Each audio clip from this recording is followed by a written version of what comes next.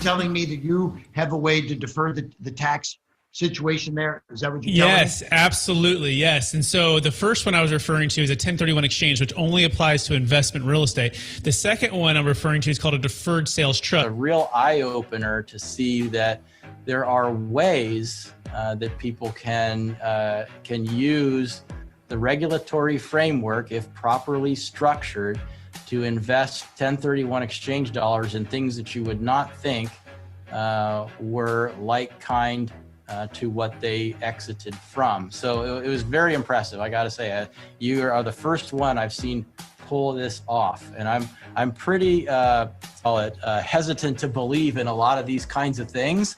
So it's a major feat for me to say, wow, this actually really worked, and it was really cool. 1031 is a way to shelter your income when you sell the thing. The DST is a way to avoid the 1031 and not have to suffer the time penalty. Our career and during different tax periods, we've seen, these tax avoidance, tax minimization, offshore, all these different strategies undertaken to minimize or avoid taxes. And then I can tell you that, some of them are just not worth the trouble. And so I was skeptical. Admittedly, I was skeptical. I thought, oh yeah, here we go, another one of these, right? And then they say, no, it really is different, right? So look more closely. We looked more closely. We had, honestly, 2 years of conversations. 2 years. Now we were being due diligence at the same time that we were doing due diligence, but 2 years is a long time to be, sort of flirting with the idea of and getting to know the people and getting to really understand the transaction. Yeah, long story short, we got comfortable, although we are not tax attorneys, lawyers, or estate planning attorneys, that at least, from an investment perspective, that, it made sense to sell a highly appreciated asset, get liquid, hold that in this type of a deferred or installment sale type of instrument, and then just be in a position then to do the most important thing. I'm probably stealing your next question, which is time. They say, well, you can't make more time. You can. The Deferred Sales Trust, in a way, allows you to lengthen the investment time horizon for those assets after getting liquid, but before having to feel the tax impact. And from an investment manager's perspective, time horizon is the most important element in investing. All right, everybody. Hello and welcome to another Capital Gains Tax Solutions Mastermind Masterclass, where we believe most high net worth individuals and those who help them, they struggle with clarifying their capital gains tax deferral options, and not having a clear plan is the enemy. Using a proven tax deferral strategy such as the Deferred Sales Trust or a 1031 exchange, or it could be a Delaware statutory trust, or it could be opportunity zone. It could be a number of things depending on what you're trying to solve for, so that you can create and preserve more wealth, help your clients, friends, and family do the same.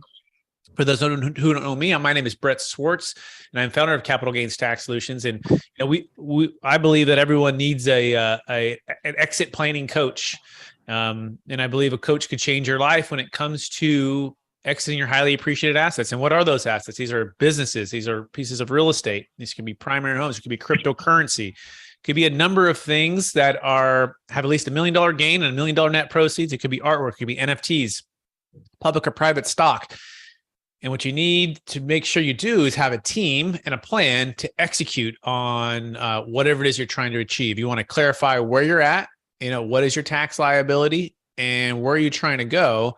And the question is, how do we get there together? And this is what we cover every single Friday at 10 a.m. Pacific Standard Time, 1 p.m. Eastern, where we go through live deal stories, deals that are closing right now, answering frequently asked questions, and really just trying to inspire and encourage you to start making a plan today, or help your clients make a plan today. Because guess what? It's not just about cash flow anymore. It's about tax flow. And to the extent that you don't have a tax flow plan, you're probably going to pay a lot of tax. And so you want to have a tax flow plan in place.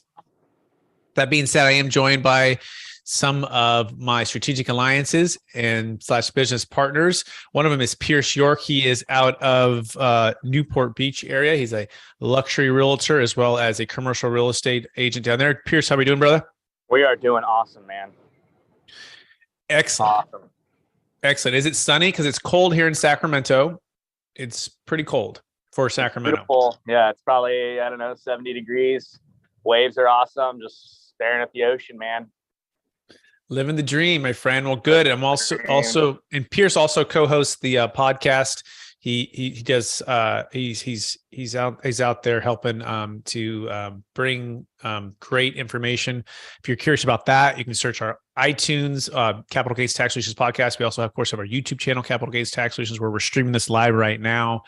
If you want to be a part of this conversation, you can go to capitalgainstaxsolutions.com and you can register for the mastermind. That being said, we're also joined by the Jake Miller, certified financial planner, maybe the most interesting man with the most interesting hair award for 2022. In fact, Jake, I think you've won this now 3 straight years. So what are the outlooks for 2023? Still going to have some great hair going on, but as well as clients are diversifying their underlying assets in a way unforeseen. No longer is it just marketable securities. No longer is it just real estate. No longer is it just private placement programs. No longer is it just et cetera, right? People that did Bitcoin are now doing real estate. People that did real estate are doing marketable securities. We've got people changing things up like they've never done before, and it's not just my hair. That's a great answer and a great segue into like what kind of investments can people make with the Deferred Sales Trust. So, Pierce, like, what can they make? Where can, once the funds are in the trust, where can they be invested? That's the beautiful thing about the trust is they can get reinvested in so many different places. I was actually just having a conversation with a guy.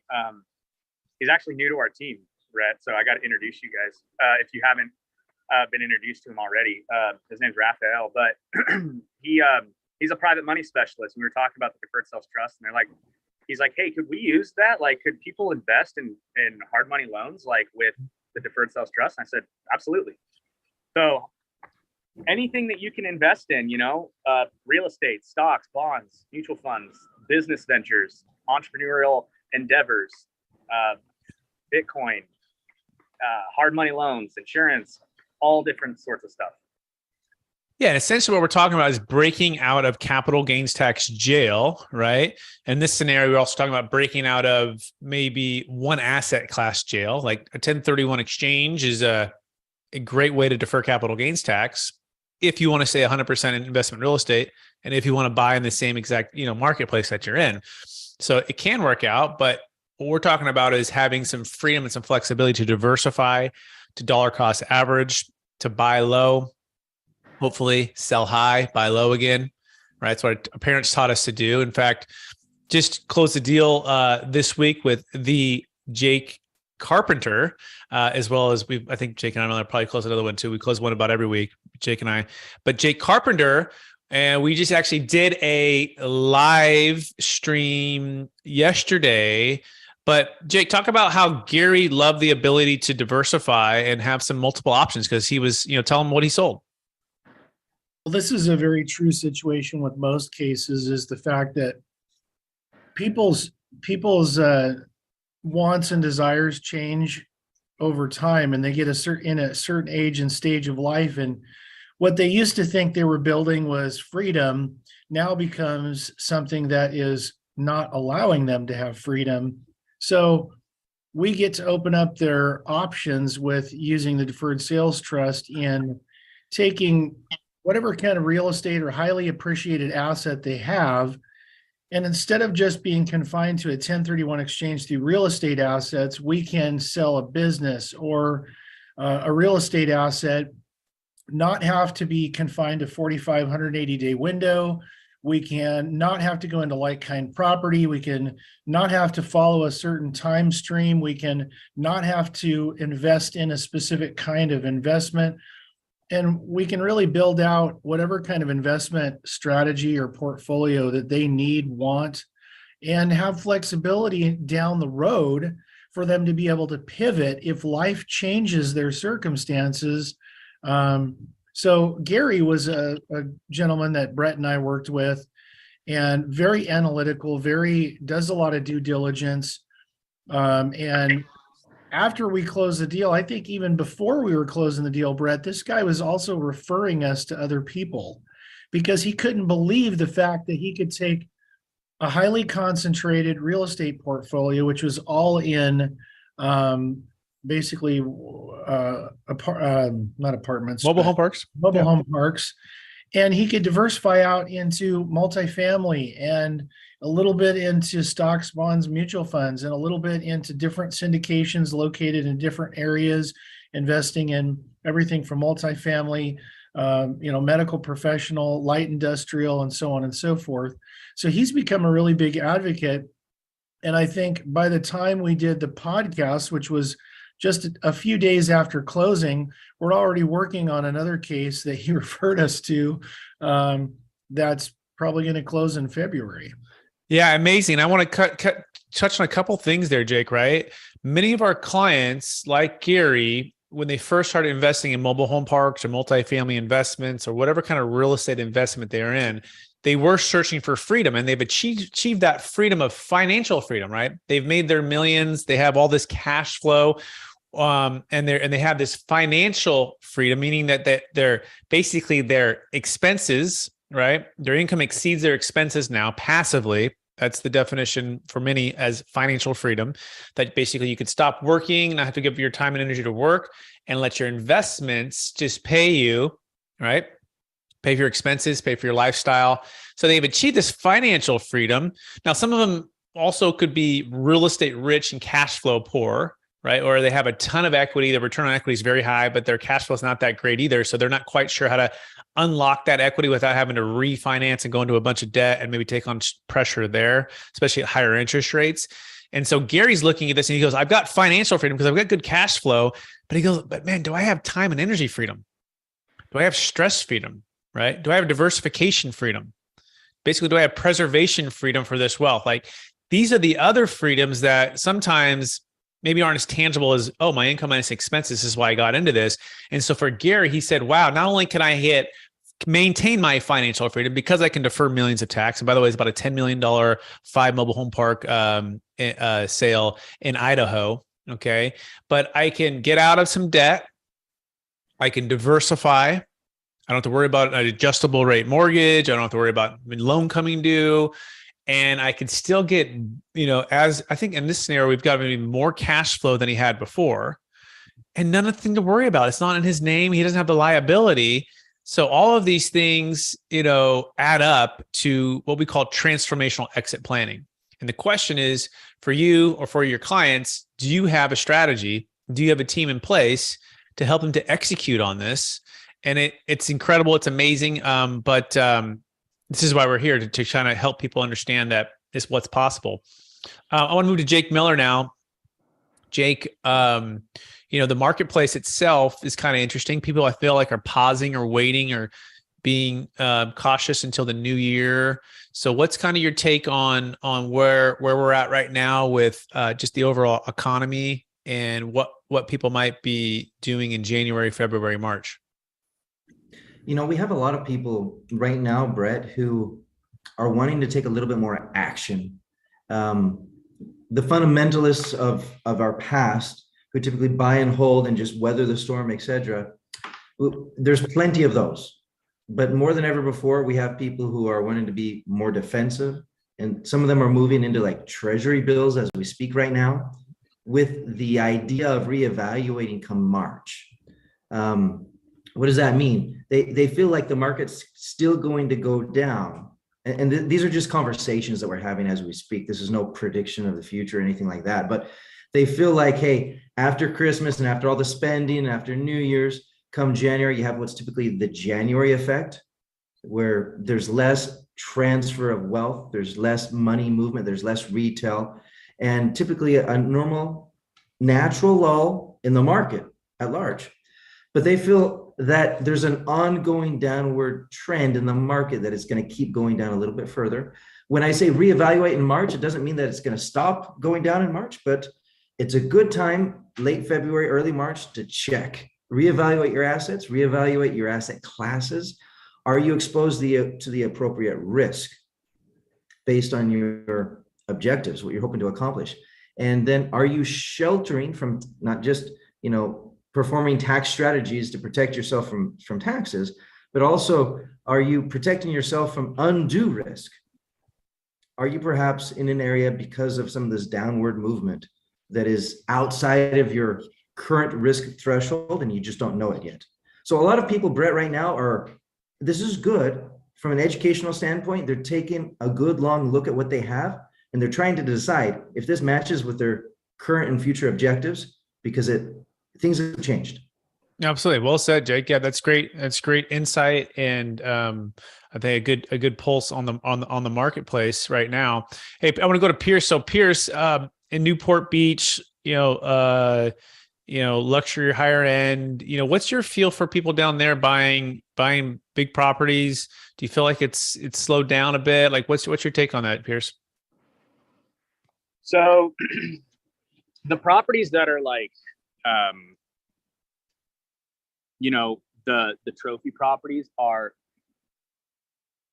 pretty steady and they're pretty rare transfers, meaning that like there's not a lot of movement with them typically, just because they're highly desirable. And when they do come on the market, they go really, really quick. And these people who are buying these properties, the $7.5 million beach houses and stuff, these guys right here, those guys are buying property in cash. So they're not necessarily super affected by the interest rates and whatnot.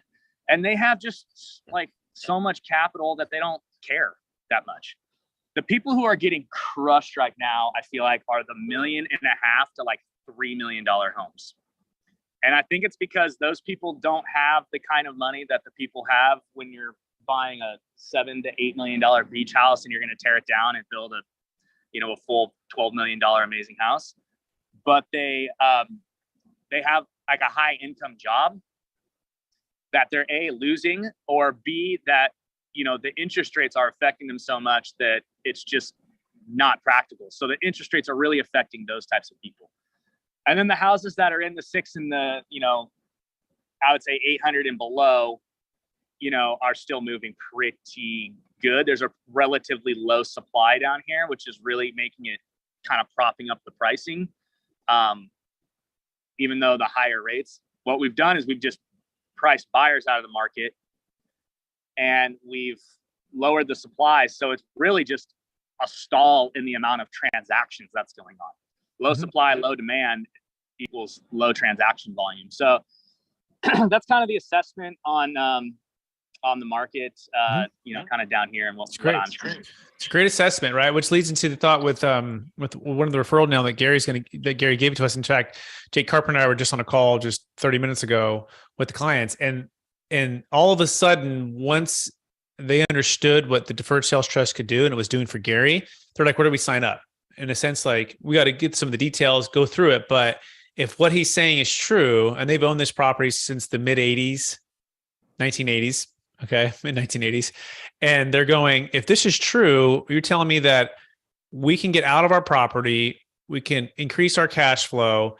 And they go, by the way, the property's doing well, but it's fully depreciated. We have good property management, but we've been thinking about selling.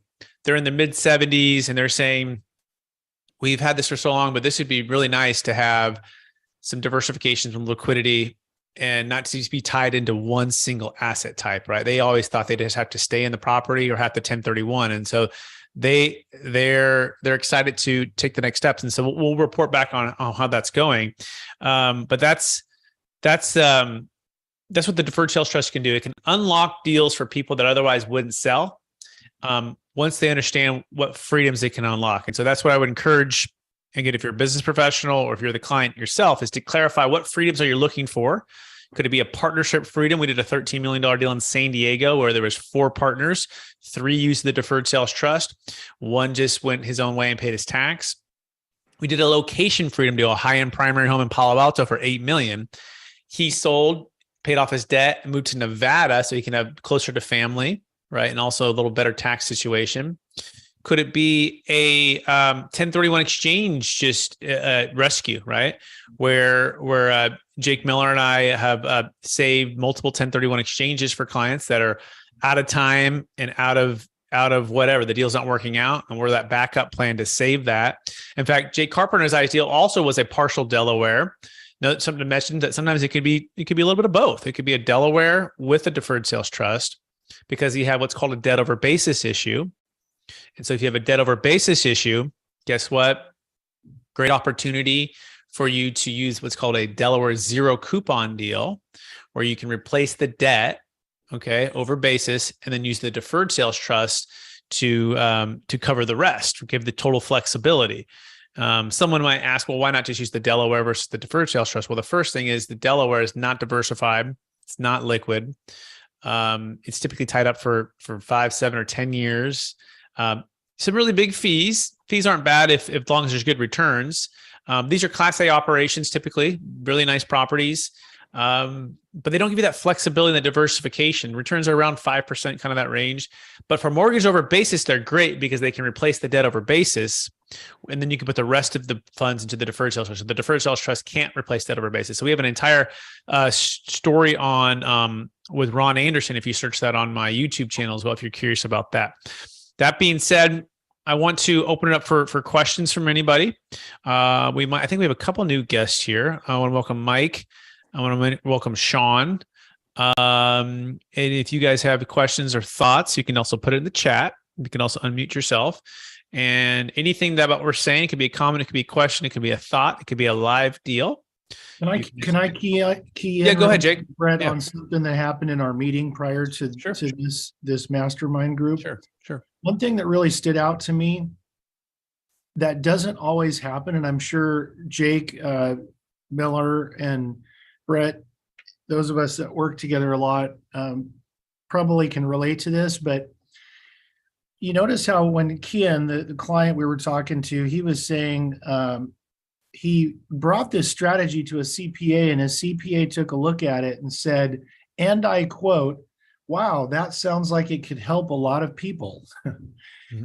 And CPAs aren't always our biggest advocates, at least until we get a chance to talk with them, because generally CPAs have not heard about the deferred sales trust. So they don't understand it. And if they have never heard of it, then obviously it can't be legit, which isn't really true. But this is kind of a unique situation. And usually it's after Jake or Brett and I will talk to a CPA and they talk to our tax attorneys that they realize, wow, this is legit. Okay, it's got a 25-year plus track record, thousands of close based on an IRS tax code that's 90 plus years old. And so keep in mind that the CPAs, the professionals for your clients, can be the ones that you get your next deal from. And, to kind of take it one step further, I guess, is I would be cultivating those relationships and realizing that education is really key to finding your next deal. Those are very, very key. They're going to come from your clients and they're going to come from your clients' professionals. But I thought that was unique. Yeah, very well said. And then Jake Miller, there's a question in the chat, and maybe about 30 seconds to answer. I want one other comment about Jake Carpenter. Or Jake Carpenter and I's deal. And to that point, so the CPA though is open-minded and they want to learn more. And even the clients say like, hey, I did my best to explain it to my CPA, but the best thing to do is just have the meeting. And this is why we work on a no cost, no obligation basis. So we say, hey, bring your CPA. We want to involve them in the process. We want them to be an advocate. We want them to understand it. We don't want them to be nervous, because if the CPA is nervous, the client's going to be nervous. So we just want to get everybody. And typically the CPA gets a lot more comfortable when they know they're speaking with another CPA. And that's why the folks that created this are CPA, CPA and a tax attorney. It's a tax attorney and CPA firm. So that's what they are. And so the key is just bring the brain surgeons, the two CPAs together, let them talk, sign NDAs if you need to sign NDAs, review legal and tax. Basically, a lot of CPAs want to know how we're going to report it properly and what tax law that is we're applying here. And once they understand that it's an installment sale just coupled with the trust, they go, oh, okay. And honestly, 99% of them go, it clicks within about, say 10 minutes of talking with us.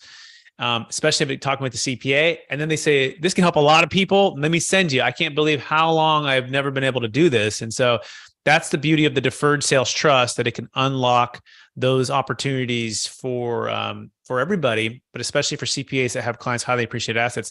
That being said, Jake Miller, we do have a question in the chat if you are available to tee you up. And if not, no worries either. And it goes like this. So how is the deferred sales trust formed? This is from Mike. And basically, do the assets have to be transferred to the trust before liquidating? So Jake, what say you?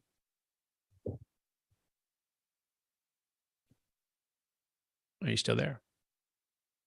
Yes. And so actually posted a little comment there, Brett. We talked about how you do need to transfer the asset that is being sold, whether it be a business or whether it be physical, tangible, like real estate, what have you, must be transferred into the trust prior to the sale. And this typically happens the day of or the day before. There's a corresponding promissory note issued for the same value of that asset. So in your estate hasn't really changed. Now, though, instead of ownership of the asset, we've switched to lendership. So now you're the proud owner of an IOU or a promissory note, while the asset goes into the trust. The trust then can correspondingly sell that asset. It can receive the proceeds. And as long as those proceeds don't come out of the trust into you, that's a non-taxable event. That is perfect. Now, Jake, what if I sold it for $3 million, but I owe $1 million of debt and I have another $100,000 of closing cost? What would my promissory note be? Go through those numbers again, Brett. Yeah, let's just say you had $1 million of debt and you sold it for $3 million, right? So if what would my promissory note be? Yeah, so it'd be for the two. It's the net. So your net worth is assets minus liabilities. Mm-hmm. And should liabilities not exceed your assets, you're in a good situation. Yep. And of course, it would be the two. Yeah, exactly. So we just pay off the bank at closing, no problem. Okay, so the bank gets it. Yeah, exactly. The buyer gets what they bargained for. Yep, they bought it for $3 million. They brought the full $3 million at closing. And that's what they paid for it. But they ultimately bought it from the trust. It's like a simultaneous close. The seller sold it to the trust, and then the trust immediately sold it to the buyer. And then whatever's owed to the bank from the original seller is paid off to the bank. And then you're left with the net closing amount, which would be the promissory note. And so that is a great question there. And I think there was a follow-up one there as well. I might tee up Pierce to see how he goes here. So what's the difference between this and a spendthrift trust? So this is not probably for Pierce. So good. That's a good question, Mike. We're not experts in the spendthrift trust, but what I can tell trust is. If we get approached with different trusts and different people with different things approaching us that want us typically to try to sell them or add them to our platform. And really the question is of any kind of trust that someone is presenting, you want to ask first of all, what is it going to do for you? How's it going to either defer or eliminate estate tax, right? But more than that, who are the people behind it and how many times has it been done? In fact, there's about 7 questions. And if you go to my YouTube channel, I'll put it in the chat here. There's an entire video I do on this. And I say it's basically the 7 questions that you should ask of every tax deferral strategy and professional who's proposing something, including us, before you use the strategy. And let's see if Pierce knows some of those questions. Pierce, what are a few of those questions that you want to ask of anybody who's proposing a certain trust? Sure. So I would start off with what's the tax code that it's based on? I would ask who is the one who is actually doing the trust or the strategy.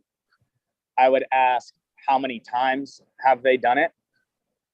I would ask what the track record has been. I would ask if it's been tested through the IRS and what those results would be. I think those are some good ones to start off. Jake Miller, would you add anything else to that list or any comments to that list? I think it's really good to go through the list. I was hoping to actually comment on the spendthrift just really quick. And again, I'm not absolutely, an Jake, attorney. go ahead. However, yeah, so there are some deferral aspects of a spendthrift trust, but you have to remember the true intent or the purpose of a spendthrift trust is to protect the asset against or from the beneficiaries. And maybe let me turn my video off. I think my internet's going really slow. So let's see if that works out better. The spendthrift trust is set up typically in a second marriage type situation where the one of the beneficiaries oftentimes is the second spouse. They want to protect the assets so that the second spouse doesn't eliminate or spend or liquidate the entire estate prior to it going to the other heirs. And that is kind of the heart or the intent behind the spendthrift trust. Even though there is a deferral aspect and all these other things, we have to remember why it was first instituted and what problem it was trying to solve. The Deferred Sales Trust, as in the name of the Deferred Sales Trust, is we are deferring the actual sales transaction to some future date. Typically, when there's a sales transaction, there are taxes due immediately or at least within the year. Because we are taking this transaction, we are putting it at arm's length, and we are deferring the recognition of the contractual receipt of the proceeds, we are able to effectively kick the can down the road and take control of the timing. No longer is it immediate, no longer is it now that we have to pay those taxes, but once we take a distribution from the trust in the future. And so some key differences between the spendthrift and the Deferred Sales Trust are just very super high level in their intent and in the problem that they're solving. Perfect, Jake. Thank you so much. That's a great overview. And so, by the way, I posted it in the chat for you, Mike. I believe it's Mike. And then also, if anyone's listening to this, you can search our YouTube channel, Capital Gains Tax Solutions, or just search YouTube. Type in 7 questions you should always ask of every capital gains tax deferral structure. 7 questions you should always ask of every capital gains tax deferral structure. And I just do, I think it's an exactly, doesn't show the time on this thing. I think it's like a 4-minute video or something like that. 4 or 5 minute video, and it's going to break it down, and you should ask it of us. And you're going to know what the track record is, what the performance of those IRS audits, which is probably the most important thing. Like, who is the tax professional that's going to defend me should I get audited? And what is their track record in defense, and how long have they been doing it for, and how many of these have closed, right? With the Deferred Sales Trust, if you're curious, thousands of closes, billions under management, 25 plus year track record, over 20 no change state and federal IRS audits, including formal audits. It's batting 1,000. The DST attorneys provide lifetime audit defense. It's perfect. It's never lost. And so when people bring these other ones that has that, and again, also, is it even going to accomplish what you're trying to accomplish? We've also found too that it might even have some of that track record, might be pretty good, but perhaps the practitioners aren't doing that many of them, and perhaps because they're not as flexible for what the client's trying to achieve. And so, yeah, those are some of the things that you want to ask. That being said, thanks, Mike, for asking that question. It was a great question. Oh, hello. Who else has questions or thoughts on any of what we just said? Yes, Pierce, any questions or other thoughts? Or are you good?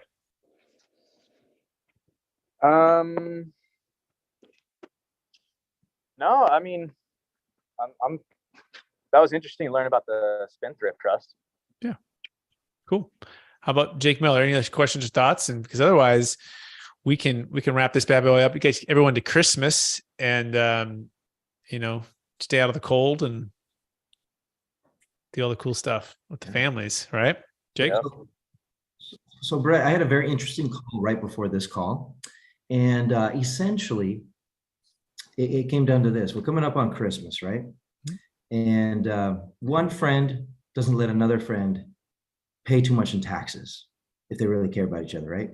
Yeah. So essentially, this fellow who watched some of my other videos on some tax strategies brought a friend of his on the call, and together they peppered me with questions.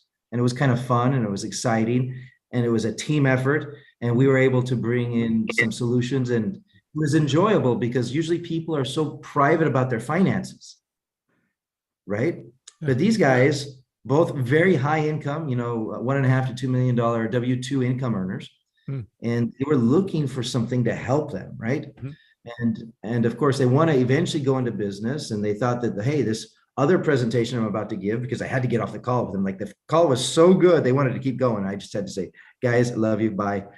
I got this deferred sales trust thing going on. They got them so excited just hearing about the deferred sales trust. They wanted to become entrepreneurs now and they can get rid of their high income W-2 paying job. So anyway, friends don't let friends pay too much in taxes. I believe you got a t-shirt that says something like that. Want to also wish everyone a Merry Christmas. As you're thinking of your loved ones, thinking of everybody else, from a prudent standpoint, or from just, making the very most of your wealth, make sure that you're not only making money, but you're preserving it through tax strategies as well.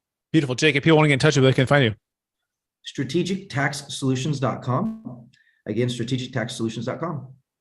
Excellent. We have one last question coming in from Mike, which is great. Can you explain more on buying new assets in the deferred sales trust passive income? Is that still tax deferred? Great question, Mike. I'll take that one. So the trust, as it earns interest, as it makes investments, and these investments earn interest, if you will, it pays back the trust first, and then the trust can pay back you. So the question is, when do you pay tax? Well, when you start receiving payments. Well, when do you receive payments? Well, it could be immediate. It could be a year. It could be 2 years from now. Generally speaking, we like to see some kind of payments within about 2 years.